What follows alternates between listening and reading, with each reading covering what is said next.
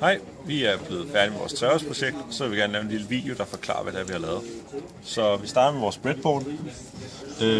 Først og fremmest så har vi vores forsyning, som laver 5 volts spænding ud fra 10 volt.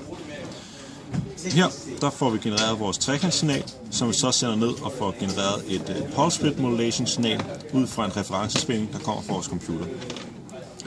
Det pulse width modulation signal sender vi over til noget logik, som sørger for, at vores gate driver får de rigtige signaler til at sende ud til vores motor, så vi både kan dreje og styre, eller vende retning og også aflade ordentligt.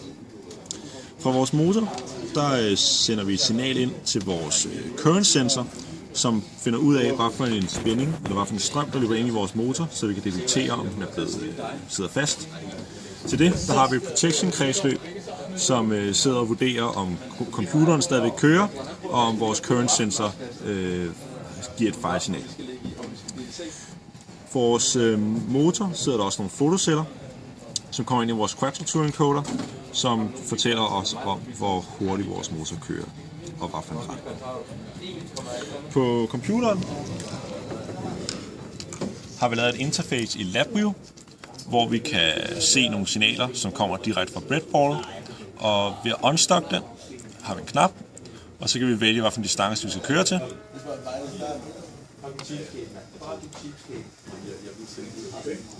Og det virker i begge retninger.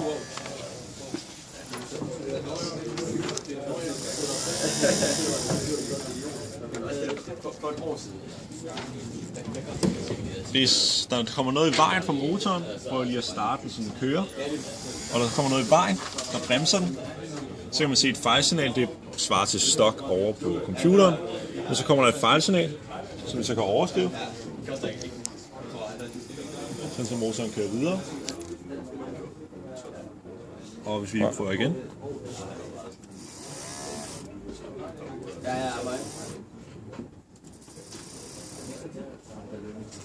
Hvis man ser på vores acceleration, så lægger man mærke til, at vi deaccelererer en lille smule, lige inden vi stopper, og vi accelererer lidt op, inden vi kører.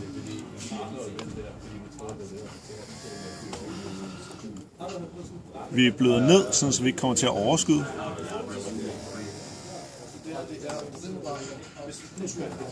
Og vi accelererer ind, så vi kan komme op på en makshastighed, inden vi er nødt til at bløde af. Og vores system har mulighed for at skifte retning midtvejs, uden at køre sig selv helt stok. I tilfælde af, at computeren stopper med at køre, det viser sig nu ved at sætte den til at køre, så trykker jeg på stop her. Så stopper LabVIEW-programmet, og over på motoren, der viser en fejl her, og motoren kører ikke, og hvis jeg nu prøver at unstock det, så nægter den at køre videre.